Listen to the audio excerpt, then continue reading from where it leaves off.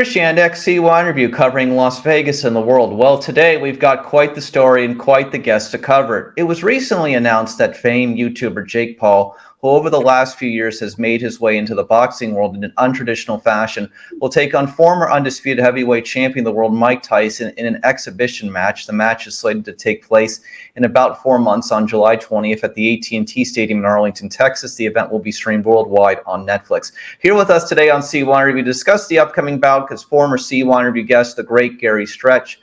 Mr. Stretch has one of the most incredible resumes of any guest who has appeared on CYInterview. He is a former boxing champion in mono and is currently an actor, writer, director, and producer. He has appeared in such films as Alexander and Dead Man's Shoes. He wrote, directed, and produced the Ronda Rousey documentary Through My Father's Eyes. And most importantly, for this morning's discussion, Gary knows boxing perhaps better than anyone in the game today. So without further ado, good morning, Gary. Great to have you back on CYInterview. How are you, sir? Great to see you. Hey, Chris, it's great to see you as always. And what an introduction. I have a lot to live up to. Well, you have a resume beyond so many different entertainment and sports rooms that most will never have, and you've accomplished things in all those areas. So we're so great to have you today. So let's just begin. Before we dig into Paul Tyson, please give our audience a peek into your background in the boxing game, who you are, and what you've accomplished. Well, I was a national amateur champion, and then the highlight of my career was of amateur. I beat an unbeaten 74 now George Collins in the National Boys Club finals. I knocked him out in a round. I turned professional on a little bit of a high, a little bit of a blaze, and then I won the British and the WBC international middleweight titles. I challenged Eubank for the WBO middleweight championship of the world, which I sadly lost. Went back down to 54, had another fight, won for the mere fact that I wasn't leaving the game getting beat. That was my ego. And then I got into film, studied acting in the US, and was fortunate enough to have found an amazing lady who worked with some of the greats. And then my career is, step by step, maybe about 40, 50 projects now, films I've done or TV. And now a little bit more. I've directed one. I'm about to direct another. And from a poor neighborhood who loved the only entertainment we had in the north of England in the 60s and 70s, certainly in my neighborhood, was the entertainment that we made for ourselves. So we used to come up with crazy games and playing with sticks and broken bottle, like whatever we could find. We didn't have the luxury of toys in them days. And so the imagination is the key to, who can make the best game, and and stories and jokes and all of that. So it's a natural, as I've got older, I look at my childhood and where I get where I pull the fun and the laughter and the stories and also the sadness. It comes from a great, rich background of, not having much, but having a lot of other things, which we often had to make up ourselves, and then that leads into film, directing, writing, even acting. You have to have a good imagination. They always say a performance is what's not written. We get the skeleton, we get the script, and then it's what we bring to it. With our imagination, how far we can take it. So I think my background has given me a pretty solid base to cross over into film, and of course boxing give me the discipline to work, because it's like everything else. It's like if you're a plumber, you're a lawyer, you have to serve your time, and acting's the same. So I served my time. I studied for many years, and you learn every day. So I'm still learning and still making mistakes, but happy doing it. Everybody is learning and making mistakes to the end of their life, and that means we're on a journey, going through an endless journey of a process, which I couldn't have said it better. So, Gary, Mike Tyson is 57, Jake Paul is 27. Speaking about this exhibition match on July 20th at the AT&T Stadium in Arlington, Texas, what do you make of all this? I think it's a very sad day for boxing. The one thing that fighters never lose is the ego. Once a fighter, always a fighter. And so whether or not Mike knows it's a good thing for him to do or not, the other thing people always want in this world, sadly, is money. And money comes into it, ego comes into it. And so this is a fight that Mike's been enticed to do for his reasons. Is it ridiculous? Of course. The only saving factor of the fight is that Mike will probably beat Jake Paul because he has the attributes, and the styles makes fights slogan works in this one quite favorably for Mike. So if nothing extraordinary happens, if I would put my common sense onto the fight, I would say Mike beats him in pretty good fashion, even though it's a sad day, and I what little respect I had for Jake Paul, having called this fight, I've lost it. Let me ask you, Gary, being someone obviously who had many fights in the ring and knows exactly firsthand styles and punches and all those kinds of things, if you were to watch this exhibition match, could you, as a professional boxer, be able to tell if this whole thing was a work at any point? Do you think it can be, or do you think it could be? I don't think it can be, for the fact only because Mike's involved. No matter how much money there's involved, Mike's not going to do anything that's detrimental to his legacy. I think he took him so hard, such a lot of work, and struggled to get what he got out the game. I don't think he's going to throw it away for some silly fight with Jake Paul. I think Mike, it's like all of us. I often, have a good day in the gym. I think I'd have a fight. Your brain keeps writing checks your body can't cash. And the thing is, normally in the gym, you get away with it because it's relaxed and it's easy. And, there's, sparring is sparring. But, most of the things get revealed and highlighted under the bright lights. And so, the first thing to go on a fight is his speed, his timing, his balance. They're the first things. And at 60 years of age, or heading to 60, they certainly must be massively diminished. So that's the first thing. The last thing luckily for Mike, is power. So he'll have the power. And the unfortunate thing for Jake Paul is, as you know, Chris styles make fights. And Jake Paul, his style is a very average novice boxer. He has the basics, doesn't have great balance, but he has a little bit of power. And the fighters that he's fought up to now are pretty stand-up straight, do everything wrong, they lean, they're unbalanced, and he's been able to catch them. Mike's a different kettle of fish. Mike will go to him, under him. And so I don't think Jake's going to have a lot of success catching Mike, even a bad Mike, just based on his style. And that now gives him a lot of problems, because Mike will just avoid what little Jake Paul has, and he will get off Mike, I'm sure, at 60 or not. I think he'll still be able to throw some more. If anything like the training videos I've seen, of course, anyone can hit the pads and look $1 million, but Mike has the resume to back it up. You can get a guy on the pads who looks amazing who can't fight, but Mike can fight. So the pads are not a complete facade, because it's Mike Tyson. If he's looking good on the pads, he can transfer that into a fight. So I think, and hopefully I'm right, that Mike will come through this well.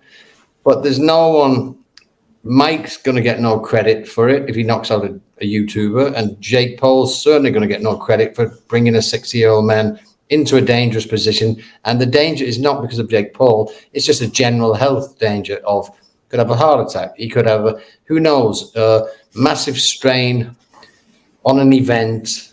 He's almost 60. We all know he smokes and he does whatever else he does. I know he's clean as far as drugs and maybe alcohol right now, which is a blessing, but I'm sure Mike's had a pretty average life for the last 10, 20 years. So it's a big ask for his body. And so hopefully that's okay. It would be a sad state of affairs if something happened to Mike outside of Jake, just on a physical. I don't think Jake Paul if he wins this fight, will make any friends. I think this is a no win for Jake, and all it does is take away what little credibility he had. Gary, let me just ask you first off, clarification. Did you have a chance to see the Vitor Belfort Evander Holyfield fight? I did. And you know, Evander lost in a very sad fashion. Does that fight tell us anything about the potentials for this one? Yeah, it was a strange fight. It all happened very quickly. Never really. It was just that. Yeah. I don't think we learned much from it, except again, you saw an unbalanced Holyfield, pretty non-coordinative. How would you compare Holyfield to Tyson today in that fight compared to the Tyson that's going to be in this fight? Well, again, this is where Mike has the advantage because of the style. You know, he tucks up and he's in. He's very much, you know, Holyfield is a pretty standard classic boxer, stand up. So he's open a lot more than Mike. And the things that diminish speed, balance, time, all of that, when you're stood in front of a guy, you're vulnerable. Mike has this style where it's much different. So I think Mike has a much more advantageous style to be successful in this than Evander did in the other, because when you're just a pretty stand-up boxer, you're pretty much, you know, reflexes are what stop shots and movements. Mike is a different kind of animal, so I think Mike won't suffer the same consequence like Holyfield did. So that I think that's a problem for Jake Paul. Okay, so let me ask you then, just you kind of touched upon this, but like, you know, aside from some of the things you've already mentioned, what are the biggest, you know, health risks, challenges for a 57-year-old man to get in the boxing ring with someone who's 30 years younger than him? The first thing I think is, can he get there? Can you put your body through 2-3 months of strenuous work without getting injured? It's been pretty public that he's had an issue with sciatica. I think Tyson. He's had some issues physically in the past. So can he get to the fight? And can he get to the fight in good health? It's almost like, is it worth barely training and just getting in there healthy, or train vigorously and getting really damaged somehow and then being really physically restrained? Because my first thing is, can Mike get to the fight in good shape, healthily, without injury? Secondly, I don't care what anyone says, it's, you know, the most dangerous age for men, they say. I mean, I don't know this is 100%. I read a bit, but it's, you know, between 45 and 60 is heart issues. You know, when most people who get past 60, if they have a stroke, it's normally not so bad because the body doesn't fight it so much. But they say in the late 50s is the worst time for heart attack. So if coming from zero training to 100 miles an hour, can something happen? Of course it can. So his health is an issue for me. And then, as you know, and we've touched on before, is his reflexes, is his balance, is his coordination what it was? It's okay. You know, I'm sure it's better than most, but it's not professional boxing level. So is that going to be enough to get him through this? I hope. Again, the one saving factor in the equation is Jake Paul's, in my opinion, very, very average fighter. He's a tough, strong kid who has been very selective in his opponents. And so I mean, even the last fight, he just picked a guy who had a record, but he hadn't fought in 4 years. I mean, come on. It's like, everything to, you know, the public are not stupid. We have computers. We can look up records. We can look up. You sure can. You can't say this is a 19-2 guy. Sure, in 10 years ago, you know, it's like we're educated. We have the information available. So yeah. He's fought a bunch of MMA guys, all past their prime. No prime MMA guys. They've all been way after the sell-by date. One of them was absolutely not a striker. One was a semi-striker. Yeah. And then he's fought a boxing guy who's not fought in years. And then he's fought a young prospect in the only fight I give him any respect for was the Fury fight, but again, he's a very, very Fury. I like. I think he's a good young prospect, but he's raw and he's young, and had not so much experience. So he's not. This is a big jump in experience for Jake Paul, but then he's always got his side because he's got an old man. So if you want credibility, Jake, fight a 5-0 or a 7-1 active prospect, not a kid who's fought, just a general average prospect who has ambition like you have, who's going to come to win, and start beating decent level opponents. And then we'll give you the credibility you deserve. But to keep picking fights where there's always an angle, there's always a massive downside which he tries to hide. I mean, he put in an article in the paper today. I'm fighting the greatest heavyweight of all time, as if it's current. No, he should say I'm fighting the former. He used to be. But he doesn't put the used to be in it. He just puts I'm fighting the best heavyweight on the planet. But you're not, Jake. You're fighting an ex-great heavyweight, not now. Gary, why do you think Mike Tyson turned down an opportunity to have a third rematch against Evander Holyfield in recent times? Why do you think that happened, though, speaking about these two? I think Mike knew he couldn't beat him. Really? Yeah, Mike, as great as he is, and he was, I think Holyfield is, I don't want to take anything away from Mike because I'm a fan and I love his career, and he was the most exciting fighter. Coming up, Mike Tyson was everyone's hero. But there was many elements of what made Mike so ferocious and scary. And most fighters, good fighters, they would freeze when they got on with Mike. He had this ability and he had this aura that people were never 100% themselves. They would freeze, they would shut down. He was a force of nature, and it affected people. When the big lights come on, the small gloves. Holyfield was the ultimate pro. And so that's not going to affect Evander Holyfield. Holyfield knew the dangers of Mike. He's a very smart boxer, Holyfield, and he knew how to shut him down. And then he knew he would take him in deep water. And when he took Mike in deep water, Mike couldn't swim. And so it would happen again and again and again with Holyfield. And that was my opinion. Gotcha. And even all these years later. Yes, I mean, I don't know about now, but now it would be an age issue. Whose age is the best would win. But in a fur fight, Holyfield Tyson in the primes, of course, Mike could catch him. He could catch anyone. But generally, when the fight happened, I thought it's going to be a much harder fight than Mike thinks, because Holyfield is not going to be intimidated. He's not going to shut down. He's not going to freeze, and he's going to take you in deep water. And can you hang with him? I'm with you. And he never. And what's funny? Being a great fan of Mike Tyson, it's ironic that all of his defeats he never avenged. Makes sense. Look at Ray Leonard. You look at Lennox Lewis. Look at all the greats. They lost, came back, won in a round, avenged. Mike never avenged a loss in his career. So that's it. That gives you a little indication of where I'm going. Gary, Teddy Atlas has said in the past that Jake Paul deserves credit for his fights in boxing. Thoughts?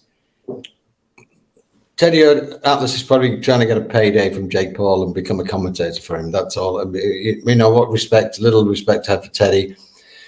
I don't have with the way in which he talks about boxing anymore. He's commentating on MMA now. I don't know what gives him the credibility to be an MMA commentator. But Teddy had great respect for. I still have some, but he's become a little bit of a character of himself, and he's always been a guy that you relied on for the truth.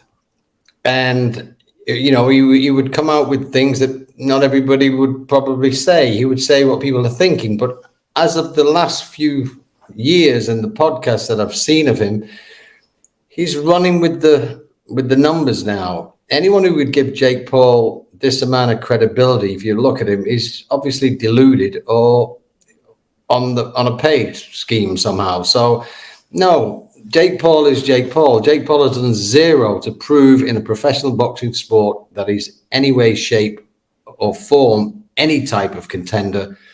I mean, Oscar De La Hoya had the audacity the other day to say if he really wanted to get to a world title, he could get there. Whether or not he could win it, how could he get there? The top 10 fighters in any weight division around Jake Paul would beat him. So, are all these guys losing their minds, or am I stupid? I don't know. But Jake Paul has not shown anything to provide me with evidence that he has any credibility in professional boxing up to date. And when he beats, or if he beats, which I don't think he'll ever beat, but if he was to beat Mike Tyson, he would still have no credibility in my book whatsoever. Is this just all about money? Of course. The thing with Saudi Arabia, which I love, that's a money scheme, but they're making the fights that we want. Yeah. So is it all about money? Yes, but is it a plus for the game? Absolutely. Fights we would never see, they're going to get made. The Jake Paul money scheme is all about events, creating social media interest. Of course, if I was to fight a 11-year-old handicapped person, yeah, people would say that's insane, and you'd get enough shit about it, they'd probably watch it, right? You could create any kind of stupid event that's so ludicrous that people are going to show interest. It's like a car crash when you're driving down the freeway. No one wants to see it, but everyone looks at it, right? You're creating events, shock value, and people's interest is ticked, and they tune in, and they got nothing else to do on a Friday night. They're going to watch a spectacle of Tyson versus Jake Paul. I'll probably watch it myself, so I'm a hypocrite, but I would only watch it in the hope that it might put them to sleep and we kind of move on from this craziness. Yeah, I hear what you're saying in this regard. So let's focus now on some more positive things. Tell me about this upcoming film you're directing. What else is going on with you? I'm doing a little movie. I was in Bulgaria, and I've always been interested in psychology, and by a bunch of crazy events, I was introduced to a hypnotherapist. Okay, who lives in the middle of nowhere, but he's a very famous hypnotherapist. And sounds interesting. And a friend of mine who put me in touch with him, I'd not spoken to him in 10 years. She said, I don't even know if he's on the same number, but a girl called Desi Tenikajieva, she was the producer of the movie I just did here with me and Mickey Brock, did a little movie in Bulgaria.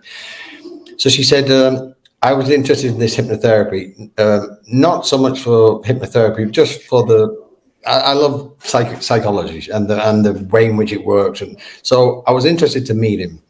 She called him. He'd moved into the mountains. He's a very unusual guy. He teaches people. He teaches teachers hypnotherapy. He goes all over the universities, have books. Very smart guy. And when she mentioned him, she said, I have a friend who'd like to talk to you. He's an actor who was a boxer. He said, it's not Gary Stretcher. She almost fell off the chair because I'm not the biggest name in the world, and he lives in the middle of nowhere in the mountains in Bulgaria. She said, why would you say that? He said, I saw him in a movie years ago and I wrote a script for him. And she said, do you write? And he said, I don't write, but my father was a big film buff. I've seen a million films. I just saw him and I wrote this script. And she said, 11 years ago. I said, yes. Did you ever give it to him? He said, no, I was embarrassed. I just left it. So I called him. I said, this is a crazy story. We laughed. And basically, he said, come and work with me and you stay at my house. We ride horses. We work the land. He said, I put your mind in a certain state before we do hypnotherapy. You have to get you out of your life, regular life. And you'll be here a few weeks. And I said, what's the cost? And he said, I can't charge you. And I said, well, I can't come. I'm not going to do that. Put on your life and your house and your home. Sure, absolutely. And we get into this whole thing, and he said, I'm not taking money. It'd be an absolute pleasure. So I said, tell you what I'll do. Let me read your script. So I read the script, and it was amazing. And I said, okay, I'll tell you what I'll do. I'll come, but I'm going to make your movie, and I'm going to direct your movie. And we were so excited. And it all came from a crazy story. And it's a little road movie. I'm looking at Malkovich and Chris Walken. Wow. And a couple of other people, if I can afford them. And it's a little film which I'll direct. And it's a beautiful film, and it takes place in Bulgaria and down the ocean. It's about a poker player on the run. Okay. Yeah. There's a love story and a twist and a turn. But it's a really interesting human story about people. And so I'm in and out of Bulgaria right now, setting that up. Well, I wish you the best, and I look forward to seeing it. I would love to. I look forward to seeing it when it comes out. It sounds like an incredibly interesting story, Gary. Just in closing, to reflect upon, if anybody hasn't yet seen his terrific documentary on Ronda Rousey, Through My Father's Eyes, you absolutely should on a variety of media streaming platforms. You can see it today. What do you reflect back upon on that project? The biggest lesson I learned is what motivates us. And I was motivated. I came from a background where everyone said you'll never be, and that was the driving force to prove everyone wrong. Rhonda her father died when she was very young. He was terminally ill. He in fact committed suicide, not so that Rhonda couldn't see him or watch him suffer and remember him as a shadow of who he was. But in the relationship, he always said to her, you're gonna be. So my career was based on proving everyone wrong, and Rhonda's was on proving him right. And so whatever drive. So that was the biggest thing that I took from the film is whatever it is, whether it's a positive or a negative, once you get that drive, put it in your pocket and use it, and do everything you can to. And I say to everybody, if you want anything and you're willing to work for it, why not? Anyone can get it. I think by the way, just one aside in that film, which is also phenomenal as well, is you really get to do a side profile on the late judo Gene LaBelle, and you've got all this footage with him. And I think that's just incredible to look at, looking back now, obviously. Well, you guys did a great piece on Gene, I remember. And I was very, very grateful that I was able to say a few things. Gene was one in a million. They broke the mold. And another thing, Rhonda worked with Gene for most of her career, even as a young child. He brought it all the way through with Gokar Chivichian. And her demise in the game where she lost, the game was catching up on Rhonda. It's a fast learning sport. She was one of the first. So, and the game kind of caught up with her. Better athletes were getting involved. But I really feel, sadly, her demise, her losses were because she left Gene, she left Gokar, and I think they were a massive part of her winning. And reason. Too many distractions as well, right? Yes, and she couldn't get away with that with Gene and Gokar. They were very old school, and no disrespect for Rhonda. She's been through so much, and all of a sudden on a wave, you get all this attention, all this success. It's hard to keep your feet on the ground, but Gokar and Gene would have done that, and I think that she would have had a different career had she stayed with them. I agree. So just in closing, I just want to say, Gary, we're looking forward to your upcoming film. I'm very excited for the synopsis preview that you gave today. Really excited when it comes together. I know these things take a long time to put together, but once it's done, we look forward to seeing it. Thank you so much for your analysis today on the upcoming Jake Paul-Mike Tyson fight. So for the great former boxing champion and current filmmaker, director, producer, the great Gary Stretch, I'm Krishanik. Gary, thank you so much for being on CYInterview today. God bless and say hello to Jay.